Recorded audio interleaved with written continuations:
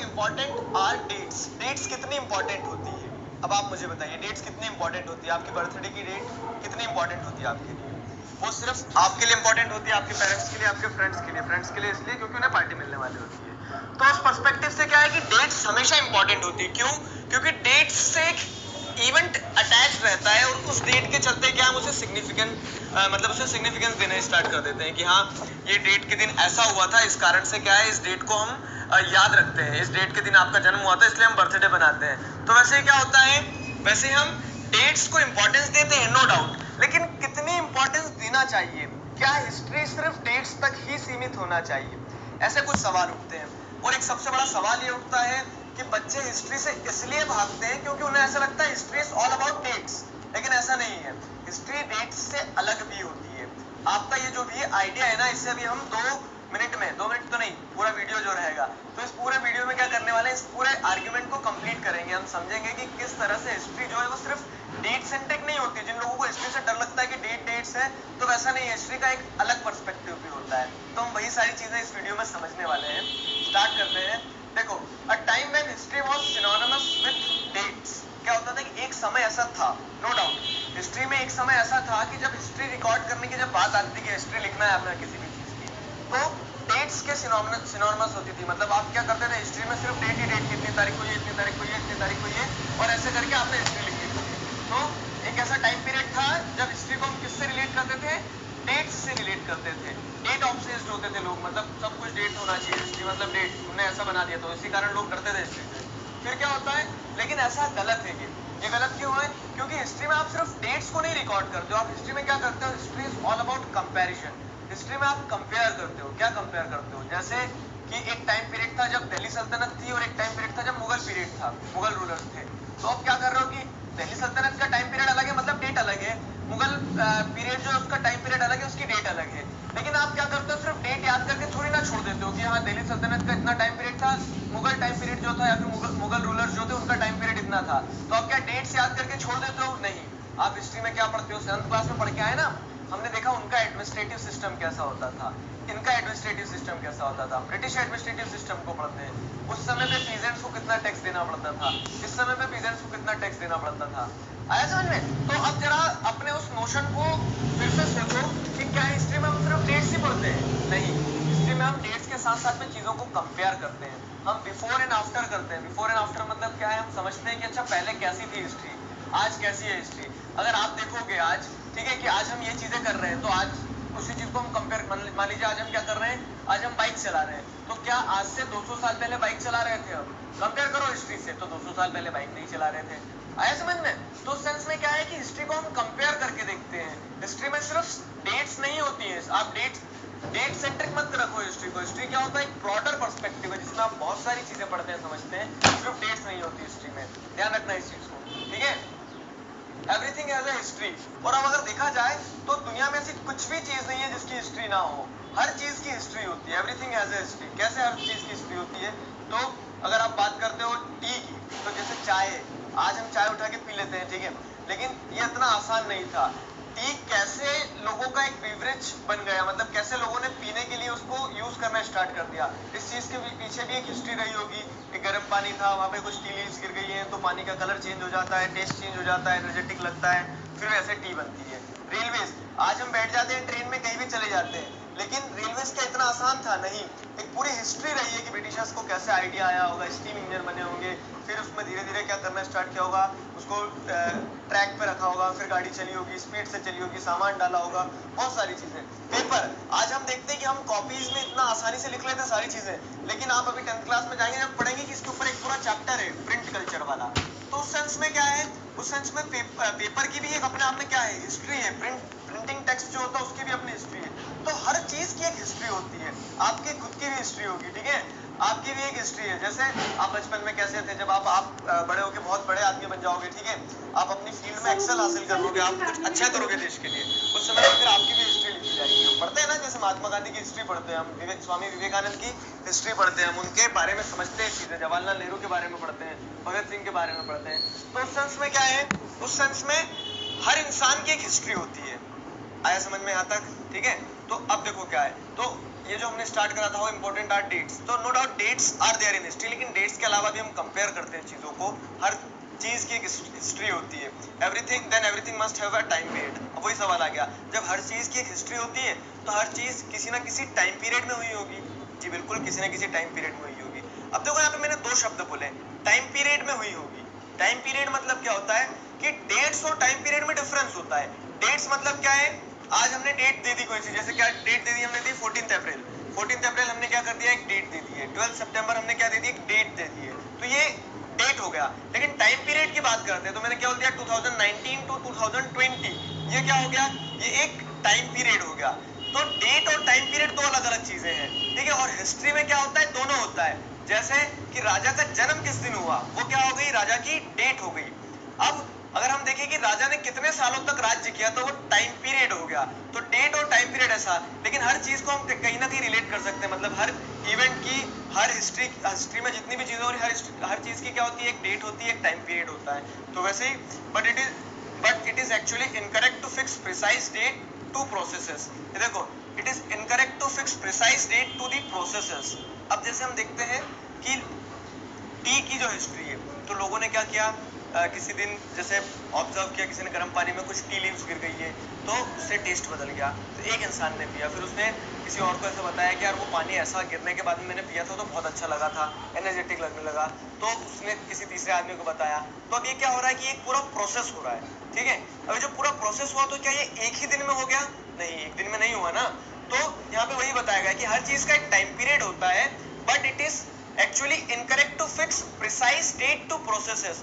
तो हर चीज का जो टाइम पीरियड होता है, जो प्रोसेस होती है, तो फिक्स और प्रिसाइज डेट पर नहीं होता है, वो क्या होता है, वो एक टाइम पीरियड के ऊपर होता है, मतलब एक पूरा का पूरा इवेंट होता है।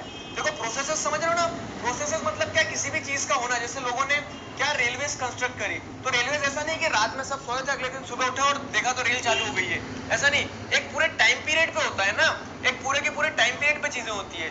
तो आप उस चीज को अगर किसी डेट से फिक्स करना चाहो तो वो इनकरेक्ट है। क्यों? क्योंकि वो डेट वाले दिन तो हुआ ही नहीं है ना।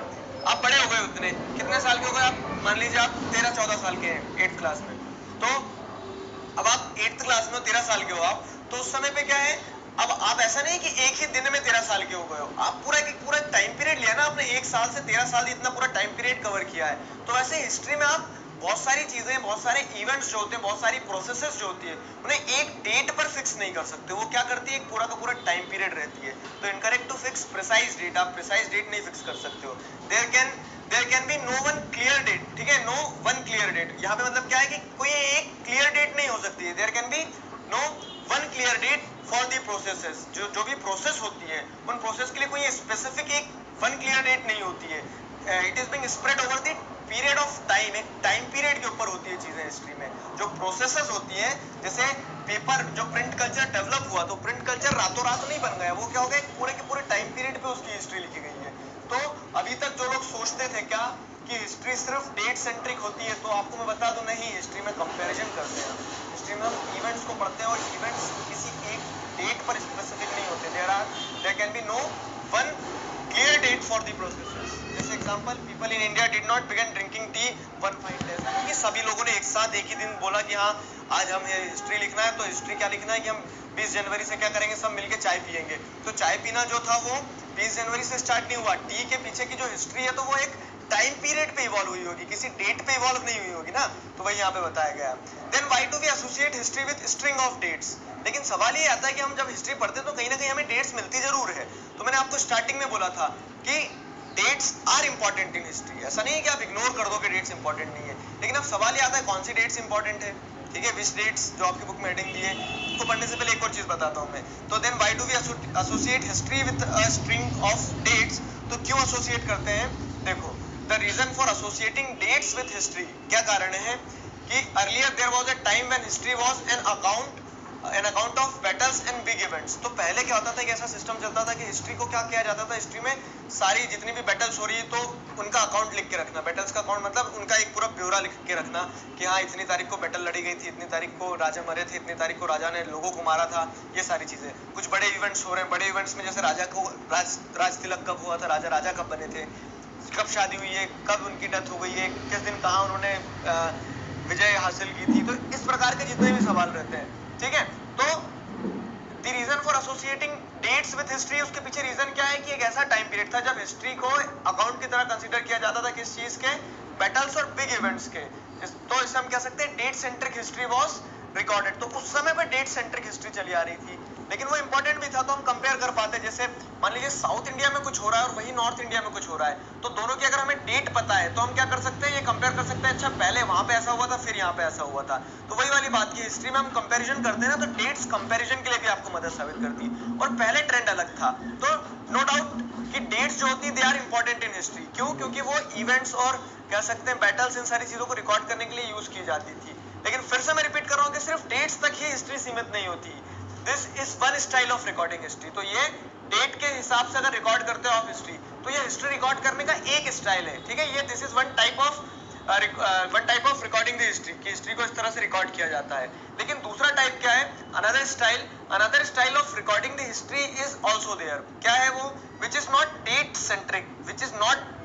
इस चीज को समझना कि जो दूसरा स्टाइल है हिस्ट्री रिकॉर्ड करने का, दूसरा स्टाइल जो है हिस्ट्री रिकॉर्ड करने का, that is not date centric. आप उसमें डेट पर फोकस होकर नहीं रिकॉर्ड करते हो, इवेंट बेस्ड होता है। इवेंट बेस्ड अभी मैंने बताया था, जैसे कि रेलवे का जो पूरा डेवलपमेंट हुआ तो वो एक टाइम पीरियड में हुआ, वो जो इवेंट हुआ वो एक टाइम पीरियड में हुआ। तो एक तो डेट से कह सकते हैं कि डेट सेंट्रिक हिस्ट्री होती है, रिकॉर्डिंग डेट सेंट्रिक हिस्ट्री, और दूसरा क्या होता है, इवेंट बेस्ड हिस्ट्रीज को आप रिकॉर्ड करते हो। इवेंट बेस्ड हिस्ट्रीज को कैसे रिकॉर्ड करते हो? एग्जांपल जैसे how people earn their livelihood. अब लोग अपना जीवन कैसे चलाते थे ब्रिटिश टाइम पीरियड में, कैसे जिंदा रहते थे, वो पैसे कैसे कमाते थे, तो उस चीज को एक डेट से नहीं आप सीमित कर सकते हो, वो पूरा इवेंट समझोगे आप। तो ये भी हिस्ट्री में पढ़ते हैं हम, what they produced and et cetera, ठीक है। वो क्या प्रोड्यूस करते थे, क्या खाते थे, ये डेट थोड़ी ना प्रोड्यूस करते थे, डेट थोड़ी ना खाते थे। तो वो क्या है, वो एक पूरा टाइम पीरियड है, तो उसे आप स्टडी करते हो हिस्ट्री में। अगर समझ में, तो कुल मिला के मेरा कहने का मतलब ये है कि हिस्ट्री सिर्फ डेट सेंट्रिक नहीं होती। How important are dates? तो no doubt dates are important in history, but there are other things also other than dates, ठीक है। डेट्स के अलावा भी दूसरी चीज होती है जो हिस्ट्री में इंपॉर्टेंस रखती है, जैसे लोगों के इवेंट्स, वो इंपॉर्टेंस रखती है। तो अब हम क्या करने वाले हैं, 8th क्लास में यही पढ़ेंगे, डेट्स के पर्सपेक्टिव से भी हिस्ट्री समझते चलेंगे, साथ ही साथ इवेंट्स को भी समझेंगे, कैसे इंपॉर्टेंट इवेंट्स जो होते हैं वो इंपॉर्टेंट।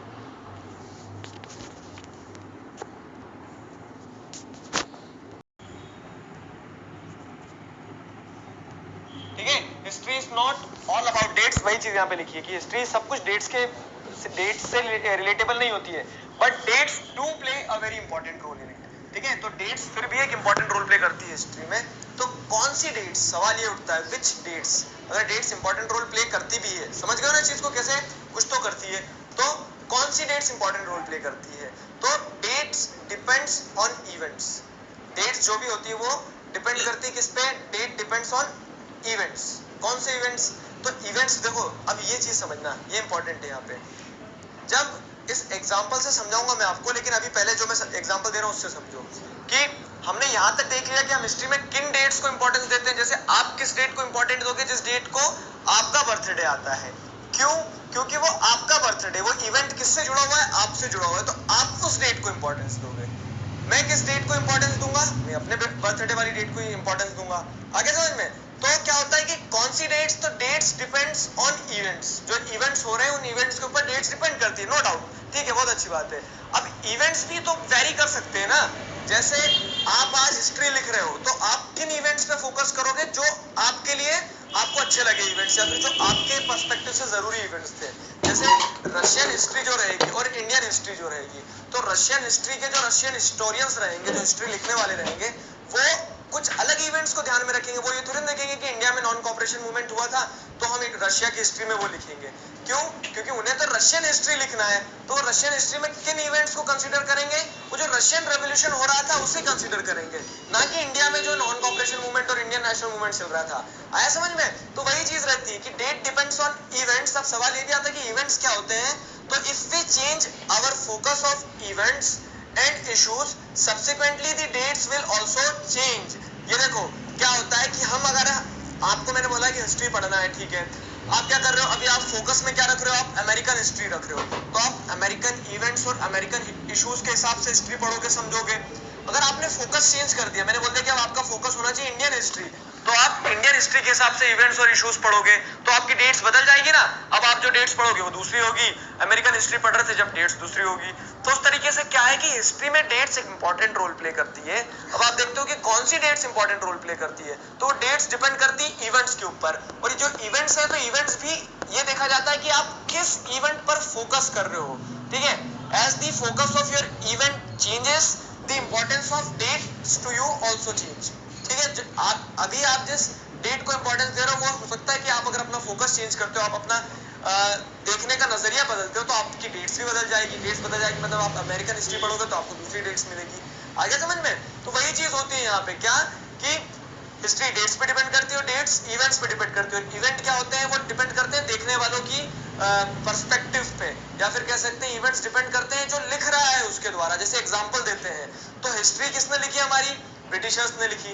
तो history written by British historians would consider rule of governor general as important. देखो, हमारे लिए कोई मतलब नहीं है, गवर्नर जनरल क्या थे, ब्रिटिश ऑफिसर थे, वो आए चले गए, हम इतनी इंपॉर्टेंस नहीं देंगे उन्हें। लेकिन जब ब्रिटिश हिस्टोरियंस ने हिस्ट्री लिखी होगी, तो उस समय पे ब्रिटिश हिस्टोरियंस ने क्या ध्यान दिया होगा?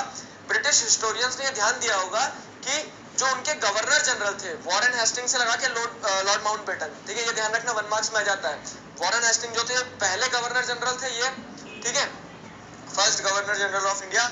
और इधर की साइड जो है, तो ये कौन है? Lord Mountbatten. तो ये लास्ट वायसरॉय ऑफ इंडिया। ये वायसरॉय गवर्नर क्या क्या है, ये पूरा 8th क्लास में हम यही सारी चीजें पढ़ने वाले हैं, तो उसमें कोई कंफ्यूजन नहीं रखना है आपको, ठीक है। लॉर्ड माउंटबेटन जो थे second governor, sorry last viceroy थे इंडिया के, और फर्स्ट गवर्नर जनरल ये थे। तो मतलब पहले अधिकारी और ये आखिरी अधिकारी, ऐसे समझ लो आप अभी। तो हम क्या पढ़ रहे थे, हमारा फोकस क्या था कि जब ब्रिटिशर्स हिस्ट्री लिखेंगे तो वो किस पर्सपेक्टिव से लिखेंगे? वो उनके पर्सपेक्टिव से, वो उनके जितने भी गवर्नर जनरल थे उन्हें इंपॉर्टेंस देंगे, ठीक है। अब क्या होता है, इसी चीज को अगर आप ध्यान दो, तो there classification will revolve around the British governor general, ठीक है। तो उनका क्लासिफिकेशन या फिर उनका जो way of writing, way of recording होगा, it will revolve around the governor general, ठीक है। वो उन्हीं के गवर्नर जनरल के आजू बाजू चीजें लिखेंगे, उन्हीं के आजू बाजू क्या करेंगे, चीजों को रिकॉर्ड करेंगे, ठीक।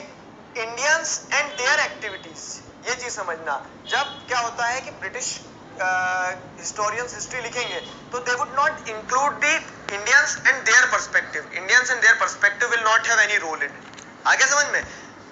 हिस्ट्री जो लिखी जा रही है वो ब्रिटिशर्स के द्वारा लिखी जा रही है, वो अपने लोगों पे ज्यादा फोकस करेंगे। उनका क्लासिफिकेशन जो होगा, तो वो उन्हीं के लोगों के अलावा अराउंड रिवॉल्व करेगा, मतलब ब्रिटिश गवर्नर जनरल्स के आजू बाजू रिवॉल्व करेगा। तो अगर हम बात करते हैं इंडियंस की एंड देयर पर्सपेक्टिव, मतलब इंडियंस क्या फील कर रहे थे, उनका क्या पर्सपेक्टिव था, it would not get a proper attention in the history being recorded by Britishers. तो ब्रिटिशर्स जो हिस्ट्री रिकॉर्ड करेंगे वो इंडियंस के ऊपर ज्यादा फोकस नहीं करेंगे, ठीक। But when we will write the history, अब देखो यहाँ पे फोकस चेंज हो गया। मैंने वही बोला ना, डेट्स किस पे डिपेंड करती है? फोकस पे। अभी फोकस किसके पास था? ब्रिटिश हिस्टोरियंस के पास में था। अब हिस्ट्री कौन? But when we will write the history from Indian perspective, अगर हम इंडियन पर्सपेक्टिव से हिस्ट्री लिखेंगे अपनी, तो क्या होगा? Indian perspective, a new set of dates will become more important। तो अब new set of dates will become more important. आप नई नई डेट्स पे क्या करोगे? फोकस करोगे, आप नई डेट्स पे इंपॉर्टेंस दोगे। आगे समझ में? तो उस सेंस में क्या होता है, इंपॉर्टेंट होती है, नो डाउट। डेट्स डिपेंड करती है इवेंट पर। जैसे आपके लिए क्या डेट इंपॉर्टेंट होती है? आपके बर्थडे की, मेरे लिए मेरे बर्थडे की, हम दोनों के लिए एक दूसरे की कर लेते हैं हम, ठीक है। तो अब वो इवेंट पे, लेकिन जैसे जैसे फोकस बदलता जाएगा, ब्रिटिशर्स अपनी हिस्ट्री अलग लिखेंगे, क्यों? क्योंकि वो अपने पॉइंट ऑफ व्यू से देखेंगे, अपने लोगों को इंपॉर्टेंस देंगे। लेकिन जब वही चीज इंडियंस करेंगे, तो वो अपने लोगों पे फोकस करेंगे, वो अपने पॉइंट ऑफ व्यू से लिखेंगे। तो ये वही बताया गया कि विच डेट्स में आपको बताया गया कि डेट्स इंपॉर्टेंट होती है। कोई सारी कहानी जो मैं 3 बार बता चुका हूँ इसी वीडियो में। आई होप आपको बहुत अच्छी तरह से समझ में आ गई है।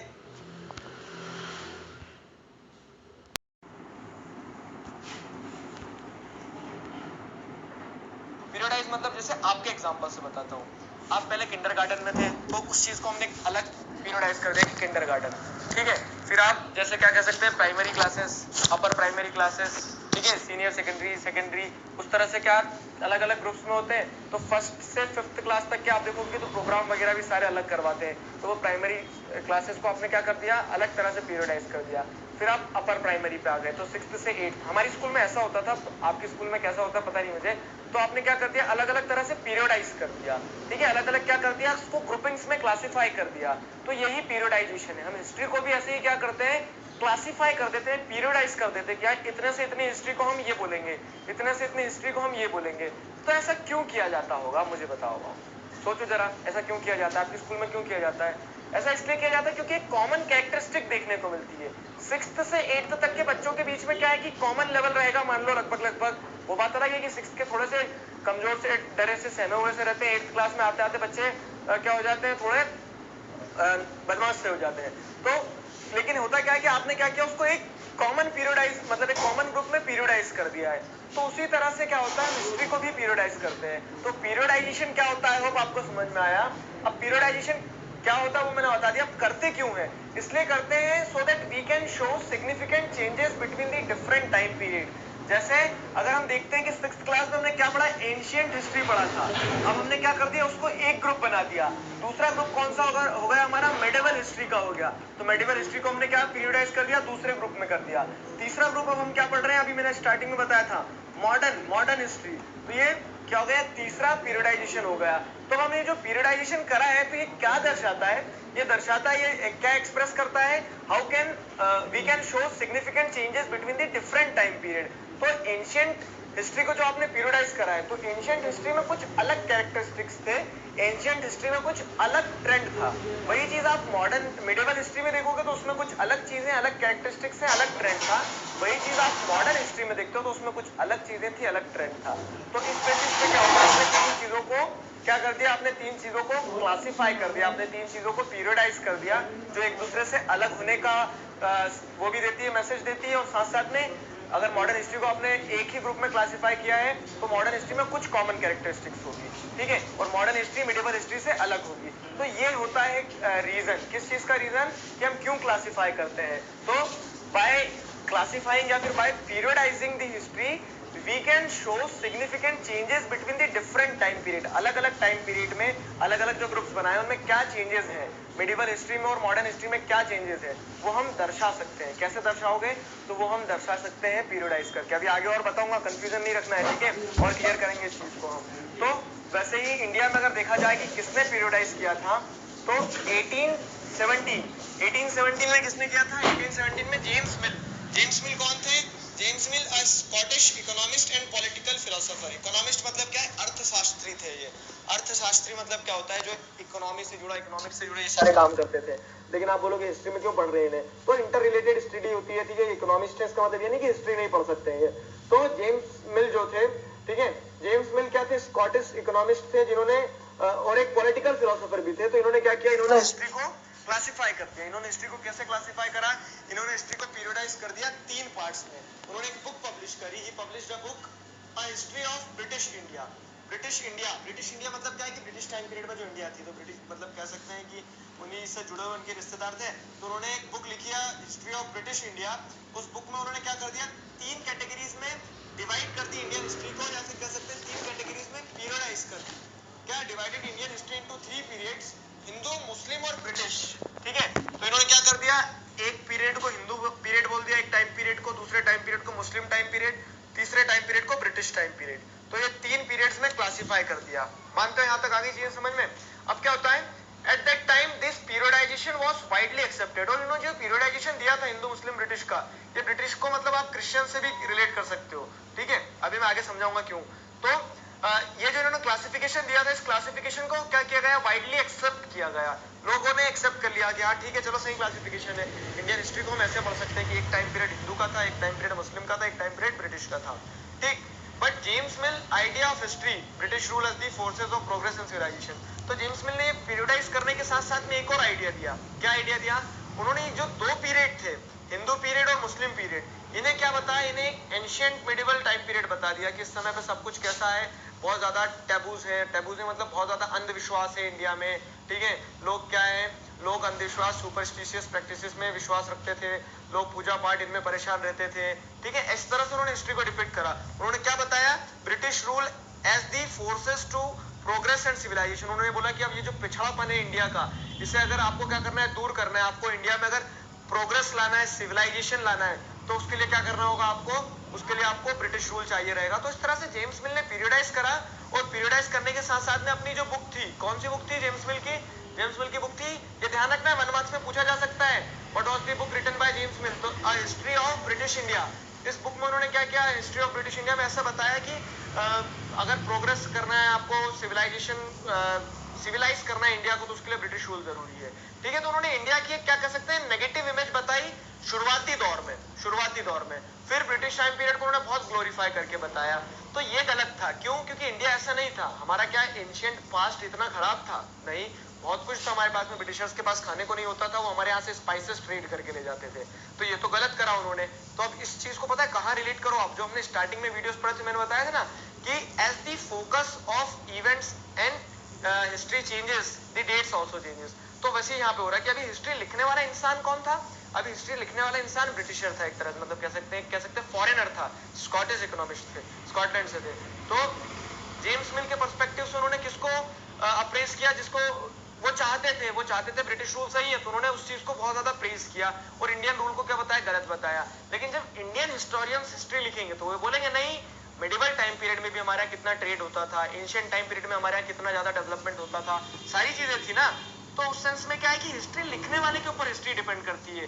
तो वो दिखती बात है, आप न्यूट्रल नहीं हो सकते हो। मैं अगर हिस्ट्री लिखूंगा इंडिया की, तो मैं अपने इंडिया को बहुत महान बताऊंगा और प्रूव भी करूंगा उन चीजों को। लेकिन मान लो ब्रिटिशर्स लिखेंगे तो यही बोलेंगे कि इंडिया में कुछ नहीं था, उन्हें क्या प्रोग्रेस की जरूरत थी, सिविलाइजेशन की जरूरत थी, इसलिए ब्रिटिश रूल सही था। आया समझ में? तो वही चीज बताई जाती है। तो ये हम टॉपिक से बाहर हो गए, बाकी हमारा टॉपिक एक बार फिर से पकड़ते हैं कि पीरियडाइजेशन जरूरी होता है। पीरियडाइजेशन से हमें क्या पता चलता है, पीरियडाइजेशन से we can show significant changes between the different time period. ठीक है, फिर डिफरेंट ये जो क्लासिफिकेशंस हम देखेंगे, स्कॉटिश इकोनॉमिस्ट और पॉलिटिकल फिलोसोफर थे जेम्स मिल, उन्होंने पीरियडाइज करा है इंडियन हिस्ट्री को 3 पार्ट्स में, 3 पीरियड में डिवाइड किया है, हिंदू, मुस्लिम, ब्रिटिश। ठीक है, उनकी बुक का नाम था the history of British India. अब क्या होता है कि इस पीरियडाइजेशन को एक्सेप्ट किया गया, लेकिन एक समय पे जो उन्होंने बुक में दिया था कंटेंट, उससे लोग रेडी नहीं होते थे, लोग उस चीज को एक्सेप्ट करने को रेडी ऐसा नहीं होते थे कि नहीं आप गलत बता रहे हो। ठीक है, और उसी के साथ साथ में जेम्स मिल का जो पीरियडाइजेशन था, ये आपके लिए सवाल है, सोचना जरा इस पे कि जेम्स मिल ने जिस तरह से पीरियडाइज करी हिंदू, मुस्लिम और ब्रिटिश में, वो पीरियडाइजेशन गलत है। ठीक है, but there was a problem in the periodisation that James Mill offered. James Mill ने जो पीरियडाइजेशन ऑफर किया था, उस पीरियडाइजेशन में एक प्रॉब्लम, एक दिक्कत है। अब क्या दिक्कत है, क्या प्रॉब्लम है उस पीरियडाइजेशन में, जेम्स मिल के द्वारा जो पीरियडाइजेशन किया गया है उसमें क्या प्रॉब्लम है, वही चीजें मैं आपको बताने वाला हूँ नेक्स्ट वीडियो में। ठीक है,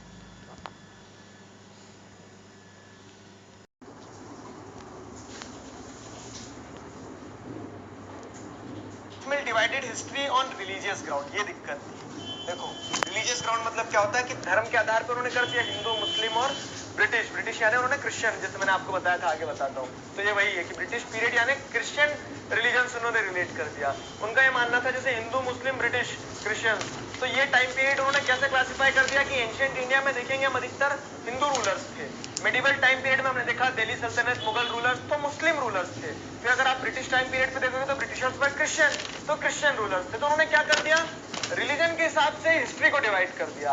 तो क्या ये सही था? नहीं, ये सही नहीं था, इसमें एक दिक्कत थी। दिक्कत क्या थी वो मैं समझाता हूँ।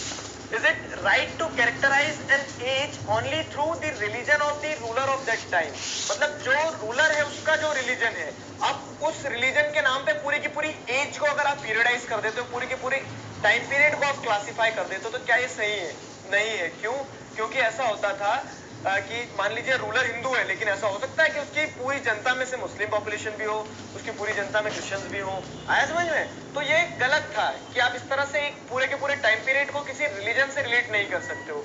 दूसरा क्वेश्चन ये भी आता है, does the life, religion and practices of other do not matters? अब मैंने वही बताया कि अगर आप एक रिलीजन के हिसाब से पीरियडाइज कर दोगे, आपने मिडिवल पीरियड को मुस्लिम रूलर के नाम से वो कर दिया, मतलब मुस्लिम टाइम पीरियड के नाम से क्या कर दिया, पीरियडाइज कर दिया, तो जो दूसरे रिलीजन थे, जो दूसरे लोगों की लाइफ थी, जो दूसरे लोगों के कस्टम्स थे, प्रैक्टिसेस थे, क्या वो हिस्ट्री में मायने नहीं रखते? क्या वो लोग उनकी एक्टिविटीज को हम हिस्ट्री में इंक्लूड नहीं करेंगे? करेंगे, बेशक करेंगे।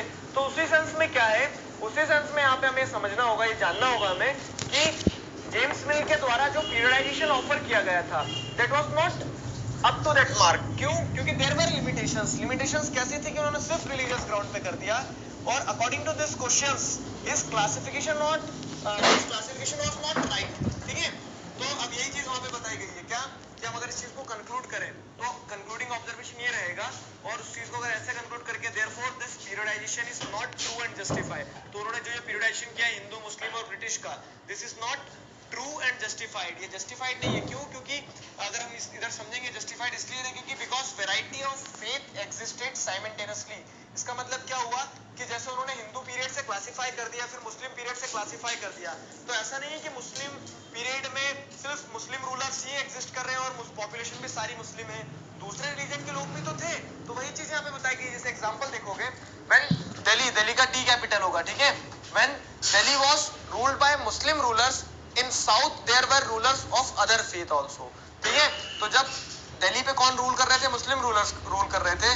तो साउथ इंडिया में हमने क्या देखा? साउथ इंडिया में वहां पे दूसरे फेथ के रूलर्स भी थे। आपने 7th क्लास में जो लास्ट के चैप्टर थे उनमें पढ़ा था ना कि ऊपर दिल्ली सल्तनत मतलब जो दिल्ली कैपिटल थी, तो वहां पे हो सकता है कि मुस्लिम रूलर्स रूल कर रहे हैं लेकिन साउथ में अलग अलग रूलर्स थे। तो उस सेंस में क्या है कि variety of faiths existed simultaneously, और इन्होंने जो क्लासिफिकेशन दिया है वो क्या दे दिया है? वो रिलीजन के बेसिस पे दे दिया है, विच इज नॉट ट्रू, ठीक है, जो सही नहीं है। क्यों? क्योंकि बहुत सारे रिलीजन एक साथ रहते, तो ये लिमिटेशन थी उनकी। किसकी लिमिटेशन थी? जेम्स मिल का जो पीरियडाइजेशन था। तो आई होप आपको समझ में आ गया। अगर क्वेश्चन ऐसा आता है कि what is the limitation in the periodisation offered by James मिल, या फिर problems in the periodisation of James Mill, तो किसी भी तरह से अगर क्वेश्चन आता है तो आपको ये क्लियर होगा, ठीक है। फिर आगे बढ़ते हैं अगर हम, तो इसी स्लाइड में अगर हम और चीजें पढ़ते हैं इसी टॉपिक में, तो due to the limitation of periodisation offered by James Mill, James Mill ने जो पीरियडाइजेशन दिया था हमें हिंदू मुस्लिम और ब्रिटिश वाला, उसमें लिमिटेशन थी, मैंने आपको बताया। क्यों? क्योंकि variety of faith existed simultaneously,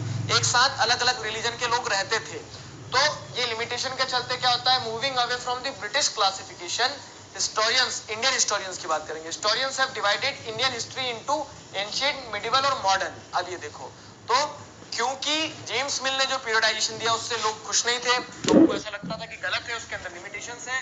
तो हिस्टोरियंस ने दूसरा पीरियडाइजेशन दिया या फिर दूसरा क्लासिफिकेशन दिया इंडियन हिस्ट्री को। उन्होंने 3 कैटेगरीज में डिवाइड कर दिया जिसे हम आज पढ़ते हैं। वो 3 कैटेगरीज कौन कौन सी थी? एंशिएंट हिस्ट्री, मिडिवल हिस्ट्री और मॉडर्न हिस्ट्री। तो कह सकते हो आप ancient Indian history, medieval Indian history और मॉडर्न इंडियन हिस्ट्री, ये 3 पीरियड में हमने क्लासिफाई कर दिया, ठीक है। अब इसमें भी कुछ पेज है, देखो क्या है। तो एंशिएंट हिस्ट्री को हमने प्रिमिटिव ओल्ड सोसाइटी से कंसीडर कर लिया कि जो पुराने समय पे ओल्ड सोसाइटी थी, ठीक है, जब राजा महाराजा, जैसे हम कहें क्या कि बुद्ध के टाइम पीरियड का, अशोक के टाइम पीरियड का, जो पूरा 800 के आसपास का 800 उस टाइम तक, उस पीरियड तक को हमने एंशिएंट हिस्ट्री बोल दिया।